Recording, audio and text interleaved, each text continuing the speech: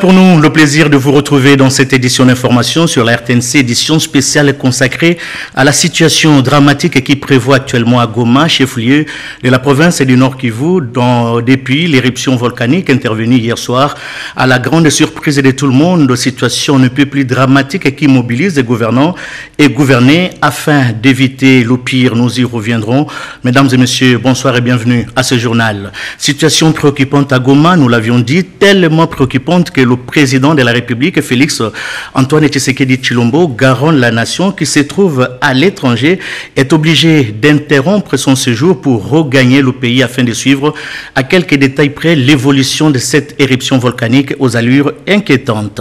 Sur place à Kinshasa, deuxième réunion du gouvernement central présidée aujourd'hui par le Premier ministre Jean-Michel Sama Lukonde depuis l'éruption volcanique intervenue dans cette partie du territoire national. Il ressort de cette réunion qu'une délégation gouvernementale doit se rendre sur place pour une assistance à la population victime de cette catastrophe naturelle. Reportage Marcel Moubenga, bienvenue Lusala, Patito Ndwangu.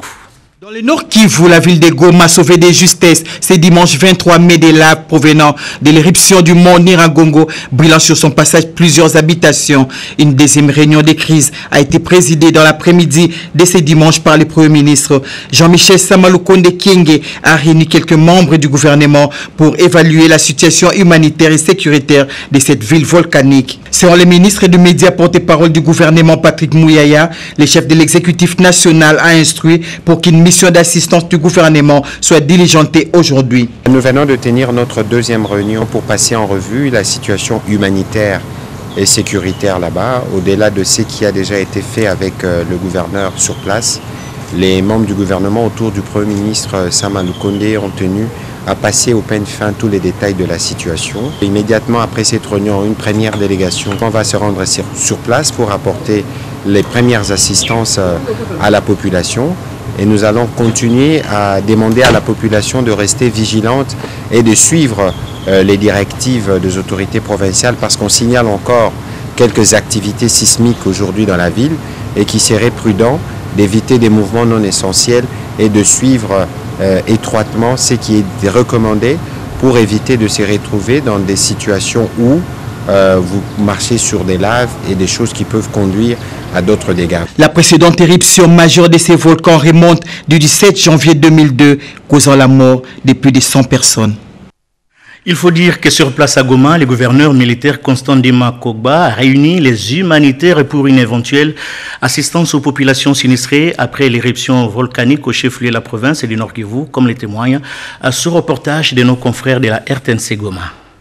Une nuit sabbatique de panique due à l'éruption du volcan Nyiragongo ce samedi 22 mai 2021. Panique qui a été observée dans les chefs des habitants de Goma et du territoire de Nyiragongo. L'heure était à l'évaluation des dégâts causés par la coulée des laves. Cette évaluation a été faite ce dimanche 23 mai 2021 au cours d'une réunion qu'a présidé le gouverneur du Nord Kivu, le lieutenant-général Constant Ndima au gouvernorat des provinces. Réunion ayant regroupé les membres du comité provincial de sécurité et l'ensemble de la communauté humanitaire ainsi que la MONUSCO. Il ressort de cette rencontre que 9 personnes qui fuyaient les dangers de la coulée des laves sont mortes des suites d'un accident de circulation du côté du quartier Ndosho. Une autre personne est décédée d'une crise cardiaque. Selon Diego Zorilla, coordonnateur humanitaire adjoint des Nations Unies en RD Congo, les besoins humanitaires vont être examinés dans les 4 villages directement affectés par la coulée des laves avant d'apporter de l'assistance aux nécessiteux. C'est juste quelques heures après l'événement. Donc maintenant on doit faire une évaluation des besoins. Pour ça on est en contact avec la protection civile, on est en contact aussi avec le mouvement de la Croix-Rouge, qui a des volontaires de la Croix-Rouge sur place. On va faire une évaluation des besoins avant de déterminer avec le gouvernement quelle est l'assistance qui pourrait être apportée, une assistance humanitaire. En même temps, bien sûr, il va falloir apporter une assistance à cette population. En même temps, il y a beaucoup de situations humanitaires malheureusement au Nord Kivu, comme vous savez, à Rutshuru, à Masisi, à Walikale et Nyiragongo. Donc on va bien sûr apporter une assistance à cette population en fonction des besoins.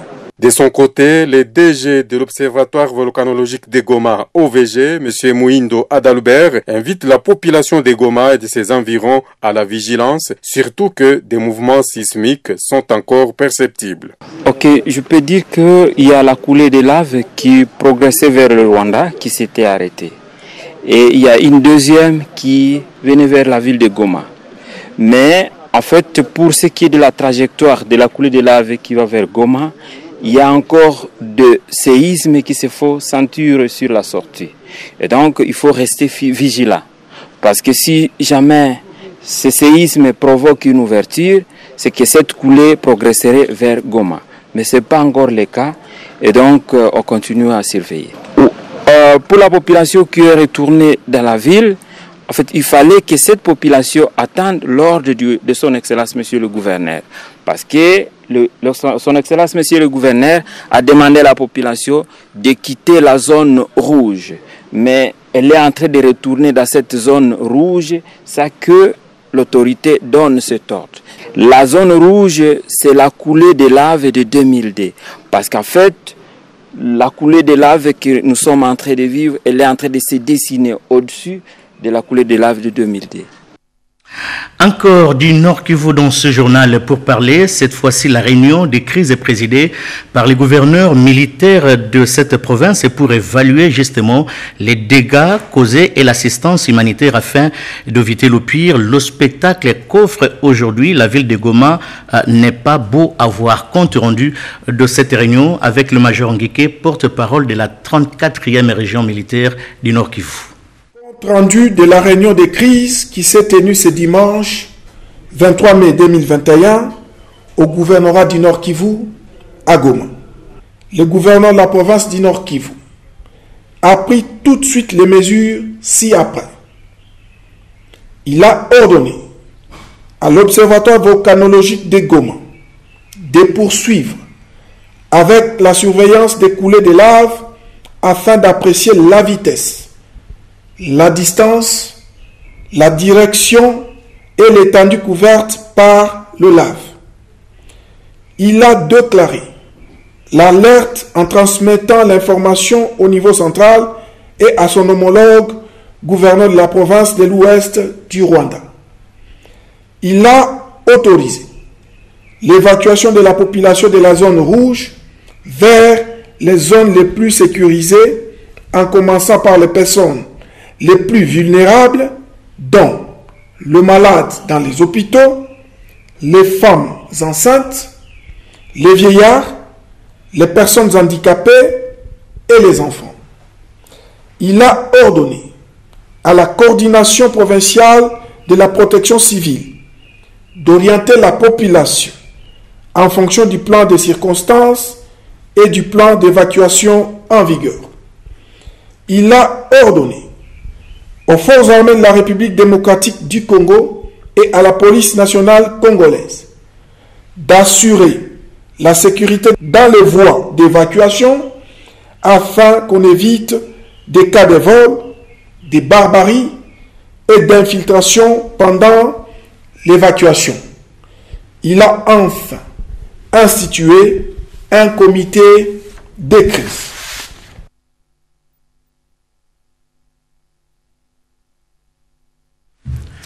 Bien, voilà pour les spécialistes en volcanologie. Très chers téléspectateurs, la catastrophe naturelle survenue dans la ville de Goma était prévisible. C'est un cycle répétitif de 10 ans.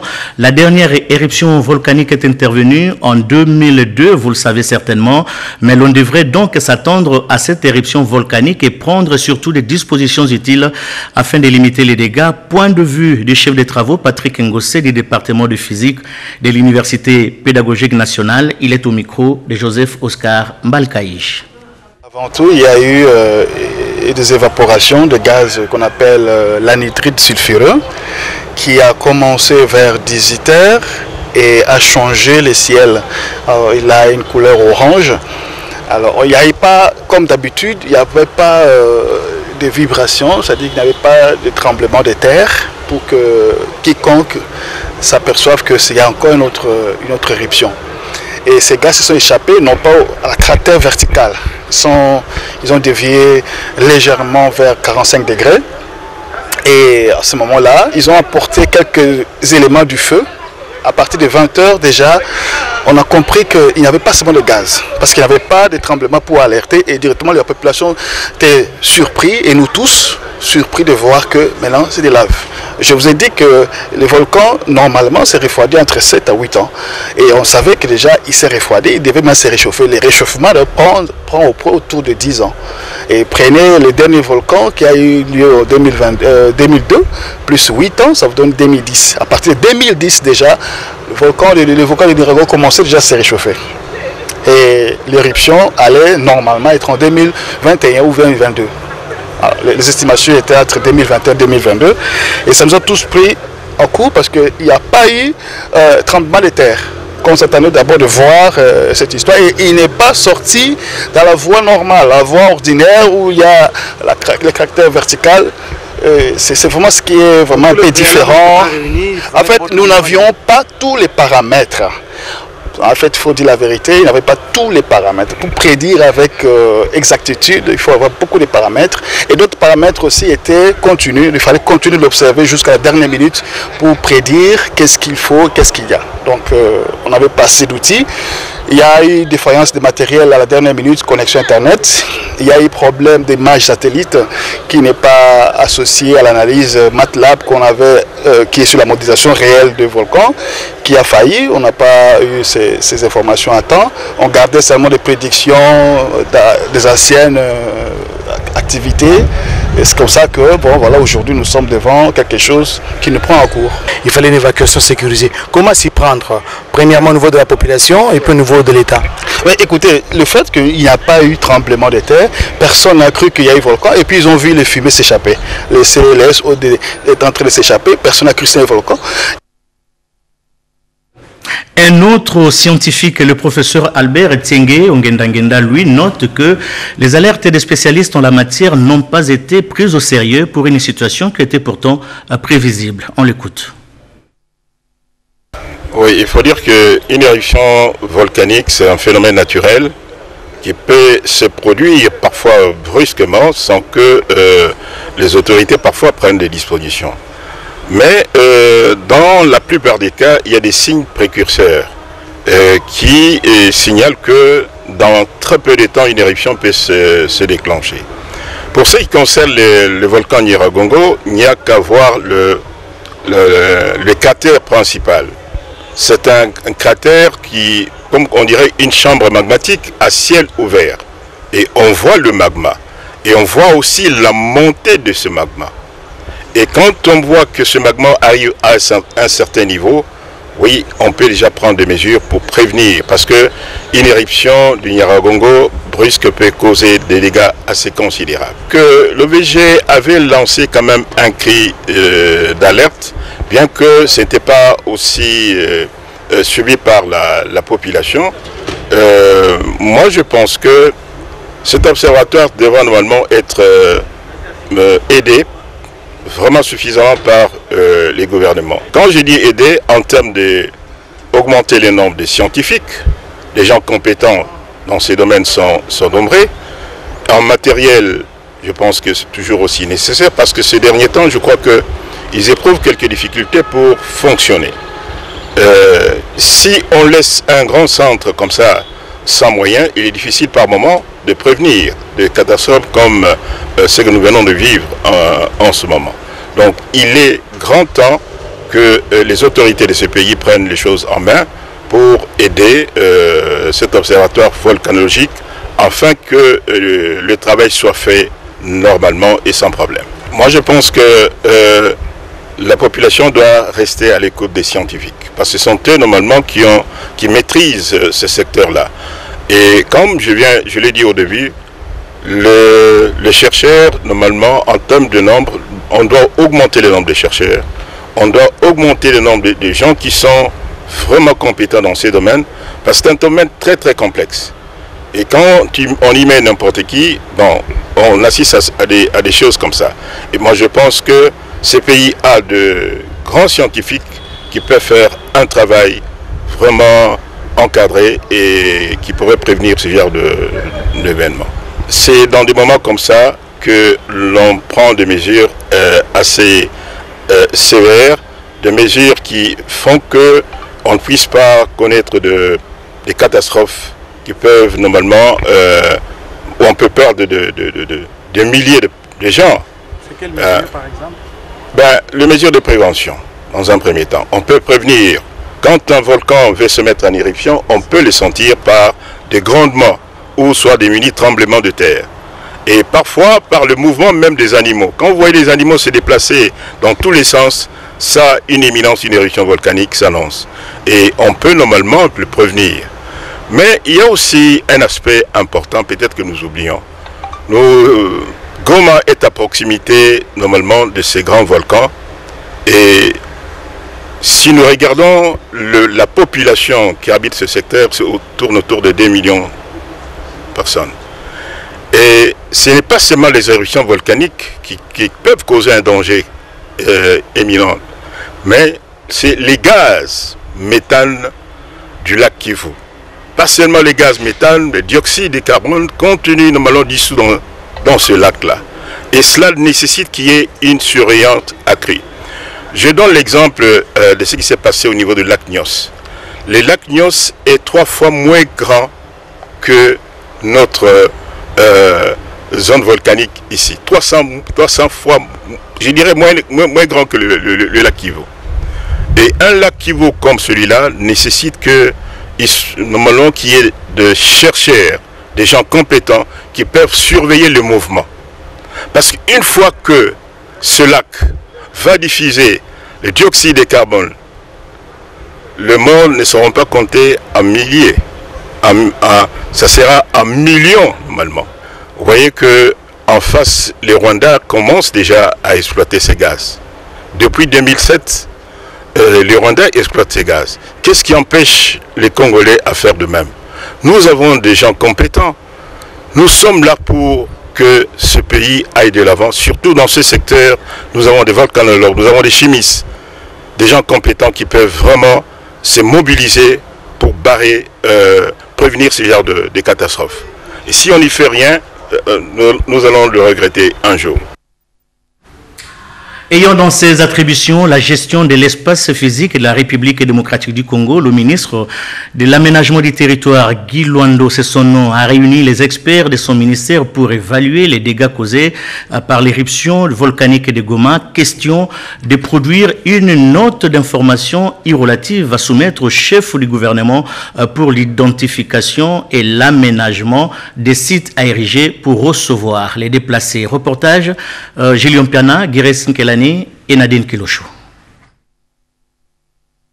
En ce jour de dimanche 23 mai 2021, le ministre d'État de l'aménagement du territoire, Guy Luando Mboyo, qui a réuni en urgence dans son cabinet de travail à l'immeuble du gouvernement tous les techniciens experts de son ministère. Cette réunion de crise était consacrée à la situation qui sévit à Goma dans le Nord Kivu suite à la 4e éruption volcanique après celle de 2002 ayant occasionné de grosses pertes et le déplacement d'une grande partie de la population de cette région. Dans sa casquette du ministre sectoriel de l'aménagement du territoire qui a dans ses attributions la gestion de l'espace physique du pays, Guy Luando et ses experts ont, à l'issue de cette réunion de crise, produit une note d'information à son Excellence Monsieur le Premier ministre, chef du gouvernement pour la suite de la gestion de cette crise dans le secteur de l'aménagement du territoire en ce qui concerne l'identification et l'aménagement des sites à ériger et qui devra recevoir les déplacés et leurs familles respectives. Cette catastrophe relance le débat sur la nécessité d'achever le processus de la réforme du secteur de l'aménagement et la problématique du financement de la réforme du dit secteur, lequel processus devra permettre à doter le pays d'outils et instruments indispensables pour une bonne gestion et répartition de l'espace physique de notre territoire. Notons par ailleurs qu'il est d'un grand intérêt pour le gouvernement d'apporter sa contrepartie pour que ce processus actuellement en évaluation à mi-parcours par les partenaires financiers extérieurs poursuive son cours normal. Outre l'adoption et la validation de la politique nationale d'aménagement du territoire, territoire par le gouvernement de la République en septembre 2020 et l'envoi par le gouvernement de l'avant-projet de loi actuellement en examen au Parlement pour adoption. Il est important que le gouvernement apporte son appui financier pour permettre l'élaboration du schéma national d'aménagement du territoire ainsi que de guides méthodologiques pour l'élaboration des plans provinciaux et locaux d'aménagement du territoire pour garantir une gestion saine et optimale de l'espace physique de notre territoire national et permettre la rénovation et la création des nouvelles villes qui permettront le développement du pays et garantiront la bonne gouvernance du pays afin de favoriser un développement harmonieux de la nation. Et nous recevons sur ce plateau l'ambassadeur Venant Mukongo Ngai. Vous êtes rapporteur au panel Union africaine 2020. Vous venez de parler de la délocalisation des sites place de l'Union africaine. Monsieur l'ambassadeur, bonsoir. Bonsoir. Pourquoi cette délocalisation qui quitte la place de l'indépendance et pour quel autre site? Alors ça sera pour le site dénommé Place des Évolués. Alors, la raison est simple, c'est que il y a eu une délibération qui a eu lieu et on a estimé que la place des Évolués était beaucoup plus disponible que la place de l'Indépendance. Qu'est-ce qui a cloché pour que la place de l'Indépendance ne puisse pas bénéficier de cet avantage d'accueillir l'Union africaine? Parce qu'elle risque de cesser d'être place de l'Indépendance. Et la place des Évolués, vous croyez qu'il mérite de ce changement? On l'espère. Et ça va se passer comment?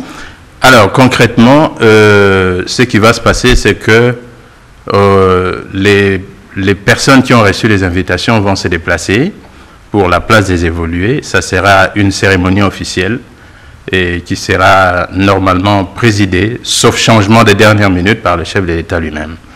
Alors j'ai un communiqué, si vous le permettez. Avec plaisir, avec plaisir. Je peux donner lecture de ce communiqué. Communiqué officiel portant changement du lieu de la célébration de la journée de l'Afrique. Le panel chargé d'accompagner la mandature de la République démocratique du Congo à la présidence de l'Union africaine a l'honneur de porter à la connaissance du public ce qui suit. La cérémonie d'inauguration de la place de l'Afrique, ce mardi 25 mai 2021 à 11 h, par son Excellence M. Félix Antoine Tshisekedi Tshilombo, président de la République et président en exercice de l'Union africaine, aura lieu sur la place des Évolués, située au croisement des avenues 3Z et Roi-Baudouin, dans la commune de la Gombe, et non entre le palais de la Justice et le ministère des Affaires étrangères comme initialement prévu. Le panel tient à préciser que le programme de la manifestation tel qu'annoncé demeure inchangé. Et comme j'ai la parole, je voudrais au nom du panel exprimer notre compassion aux populations meurtries de Goma pour dire nous sommes de cœur. Je vous remercie. Oui, je vous retiens encore pour une seconde. Des activités foraines sont organisées au niveau de la place des Évolués. Qu'en sera-t-il? Je ne sais pas exactement comment ça va se passer, mais ça s'est délibéré à un niveau très haut. Je ne pourrais vraiment pas vous expliquer. Je crois que l'hôtel de ville est impliqué. Merci. Je vous merci, monsieur l'ambassadeur, pour cette précision sur la délocalisation du panel, hein, de localisation, pardon, des sites de la place, voilà, pour organiser les manifestations pour les comptes de l'Union africaine. Ça quitte la place de l'indépendance pour la place des Évolués. Merci d'être intervenu dans ce journal. C'est moi qui vous remercie. Je vous en prie. Au chapitre de la religion, les chrétiens sont en droit de dire que l'un des dons de l'esprit que Dieu accorde aux chrétiens, c'est bien celui de guérir les malades. Cette vertu a été mise en évidence ce jour par l'apôtre Tambolu Koki de l'église du Saint-Esprit au Congo. Mais avant de revenir sur cet élément de Raymond Marilelo, suivons d'abord les condensés des activités qui ont eu lieu aujourd'hui sur la journée de la Pentecôte avec Nadine Kilochou. La célébration de la fête de Pentecôte s'est déroulée en République démocratique du Congo dans un contexte particulier avec l'éruption volcanique à Goma dans le Nord Kivu. Des dégâts matériels importants et humains ont été enregistrés. En cette journée, les chrétiens et hommes de Dieu du monde ont adressé des prières en faveur du Nord Kivu, le cas du pape François, au cours de la messe de ce dimanche 23 mai 2021. À Kinshasa, les fidèles de la paroisse Saint-Armand ont réservé une pensée en mémoire des victimes de la catastrophe naturelle survenue à Goma à travers cette Eucharistie dite par le père Bernard, vicaire de la paroisse, qui a donné l'importance de la fête de Pentecôte. Culte également dans les églises de réveil à l'église Peignel dans la commune de Limete que dirige l'apôtre Wallo Muntsenga Malachi. Il était question d'implorer l'effusion du Saint-Esprit sur les fidèles chrétiens tout en ayant un regard sur ce qui se passe à Goma. Nous sommes de cœur avec vous. La Bible nous dit nous devons rendre grâce à Dieu pour toutes choses. Nous rendons grâce à Dieu parce qu'il a épargné beaucoup de gens et nous prions pour vous pour que le Seigneur puisse vous fortifier, vous garder, vous orienter aussi pour un avenir meilleur. Que cette fête de Pentecôte puisse vous amener la consolation, la force, courage et persévérance.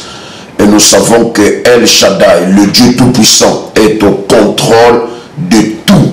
C'est lui le maître des temps, des événements et des circonstances. Même démarche à Lubumbashi, le peuple de l'église vient de voir du pasteur Jacques Kabalo à Mwanza était plein à craquer. Ils sont venus implorer la miséricorde divine sur l'est du pays, secoué par plusieurs événements malheureux, l'insécurité mêlée à la catastrophe naturelle. Une collecte des fonds a été initiée. C'est une façon aussi de prouver que nous sommes ensemble. Dans ce qu'ils sont en train de connaître, et nous avons voulu prouver qu'il n'y a pas que la prière, mais aussi le matériel. Pour acheter ne fût-ce qu'un pain, non? Quand ils vont recevoir les peu là, même si c'est très peu, ils vont dire, ah, nous avons alors nos frères, il y a l'église derrière nous qui est en train de prier et qui seront réconfortés.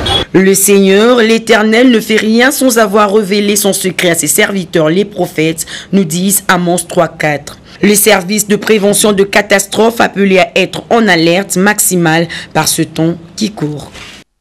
On retrouve maintenant Raymond Marilelo dans son reportage sur la Pentecôte vue et analysée par l'apôtre Tambo Lukoki de l'église du Saint-Esprit au Congo.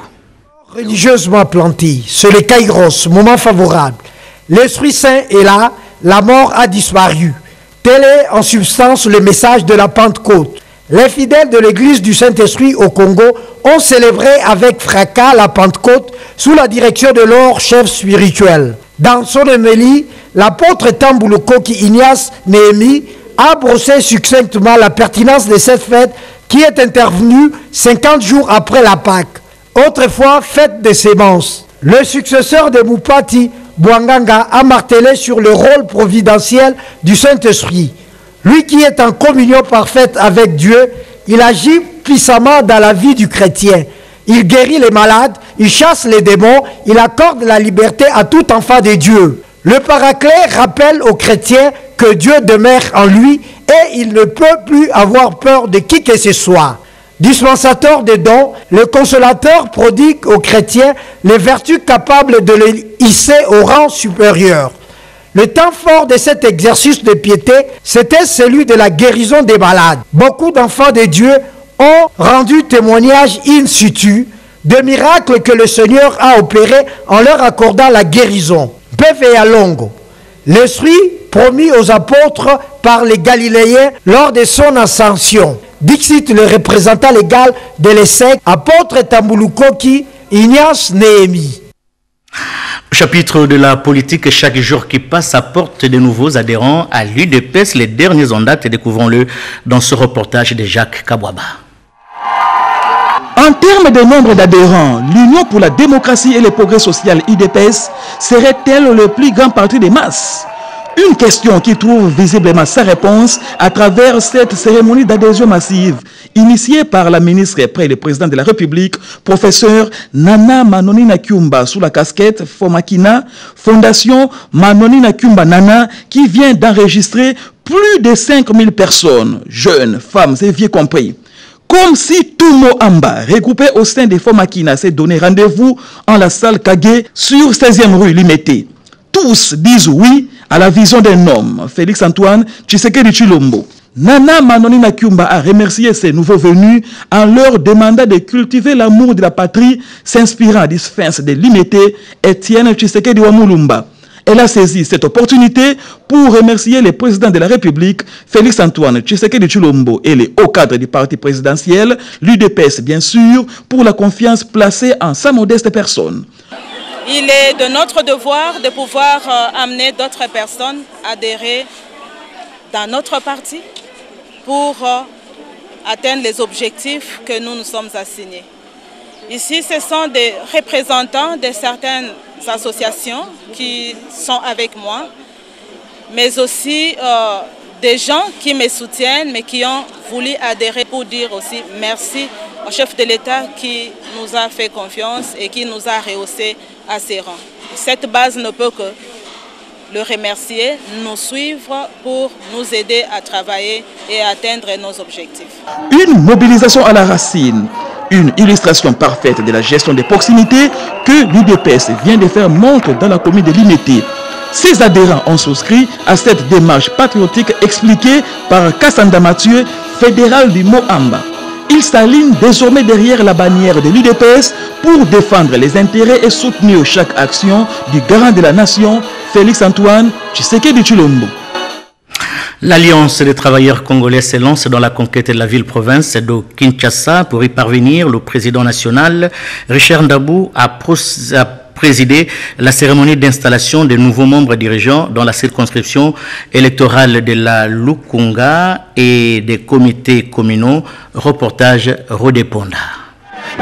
L'état de siège décrété par le chef de l'État, Félix-Antoine Tshisekedi Tshilombo, oblige tout Congolais, vrai patriote, d'apporter son soutien à nos hommes en uniforme de forces armées congolaises et de la PNC. L'Alliance des travailleurs congolais ATC, parti cher à l'honorable Richard Ndamboualang, et tous les regroupements AAB bien intégrés dans la vision de l'Union sacrée appuient l'état de siège. Première matinée de l'ATC dans la ville-province Kinshasa pour l'installation du comité provincial dans la circonscription électorale de Lukunga et responsables communaux en est une démonstration de taille. L'événement évoque la grandeur et l'ambition de l'ATC de conquérir la ville-province Kinshasa à partir de la Lukunga. À la tête de l'ATC district de Lukunga, Serge Mindanda a été choisi et installé avec ses collaborateurs des comités communaux de Selembao, Gombe, Lingwala, Mongafula, Kintambo, Barumbu et Ngaliema qui composent la circonscription électorale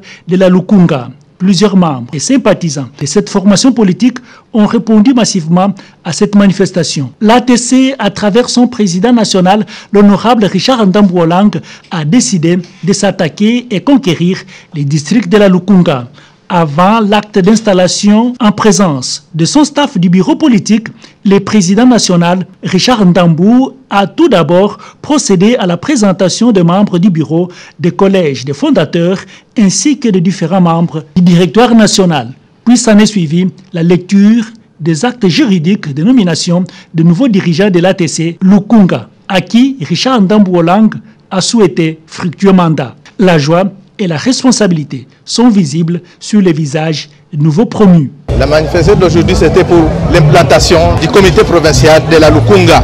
Nous avions installé le comité provincial, nous avions aussi installé les 4 communes de la Lukunga et aussi nous avions installé les comités nationaux. Nous sommes partie intégrante de l'Union sacrée aujourd'hui. Donc l'ATC est dans le regroupement AAB et AAB est dans l'Union sacrée. Redynamisation du parti, accueil de nouveaux adhérents, installation de comités exécutifs, c'est le programme mis en place par l'ATC pour se mettre en ordre de bataille cap vers 2023. Après un séminaire sur les idéologies et la doctrine du parti, des certificats de participation ont été remis aux membres.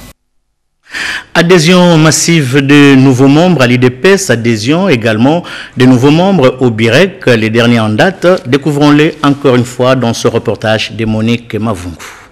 Une matinée politique très particulière ce samedi au siège national du Bloc uni pour la renaissance et l'émergence du Congo BIREC, parti cher à Julien Paluku Kaongia, ministre de l'Industrie. Cette véritable machine politique vient de piocher de grosses légumes de la crème intellectuelle congolaise avec ses adhésions massives des professeurs d'université, chefs de travaux et assistants qui prestent à l'UNIKIN, UPN, IFASIC, ISP et ISC, mais aussi des avocats qui adhèrent désormais à la vision de l'émergence de la RDC prônée par le Burek et son autorité morale qui a d'ailleurs présidé cette cérémonie en remettant des cartes de membres et des emblèmes du parti à ses adhérents. C'est donc un nouveau souffle pour faire rayonner le Burek, car le rêve se construit et 2023 c'est maintenant, a fait savoir Julien Paluku Kaongia. Au Burek, nous travaillons pas pour l'autosatisfaction, mais pour la satisfaction de ceux qui viendront demain et après-demain. C'est la vision que nous avons au parti. Ensemble, nous devons construire cette vision-là. Au Burek, on ne rêve pas, mais on construit les rêves. Nous avons besoin de ces nouveaux souffles. Le Burek, c'est notre machine par laquelle nous allons ramener le pays vers son émergence. À cette occasion, les nouveaux adhérents se sont engagés de pérenniser cette belle œuvre. Nous adhérons à une vision. Nous adhérons aux idéaux. Nous adhérons aux valeurs que vous avez toujours défendues, afin que le drapeau du Burek puisse flotter sur le toit de chaque maison. Signalons que ces adhésions massives ont plongé toute la commune de Kassavubu en effervescence. Découvrons cette dépêche qui vient de nous parvenir avant de terminer ce journal du docteur Bruno Matteo Nyenge, chef de la maison civile, du chef de l'État, nous fait dire que le président de la République, Félix-Antoine Tshisekedi Tshilombo, à travers sa maison civile, exprime sa proximité et traduit ses sentiments de solidarité aux populations victimes touchées par la catastrophe naturelle du volcan de Nyiragongo.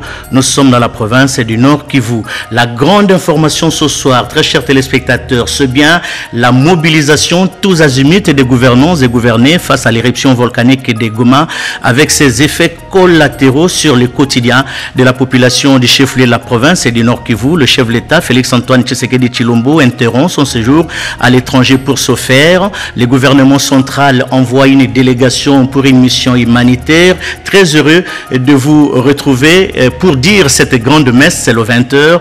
Grand merci à vous, très chers téléspectateurs, de nous avoir suivis. Merci à Fifi Bokeme qui a réalisé ce journal dans une rédaction de Dienne Bakala sous la coordination de Médard Mbouyal Mangal. Nous dédions exceptionnellement ce journal à toute la population de Goma. Excellente soirée à tous. Au revoir.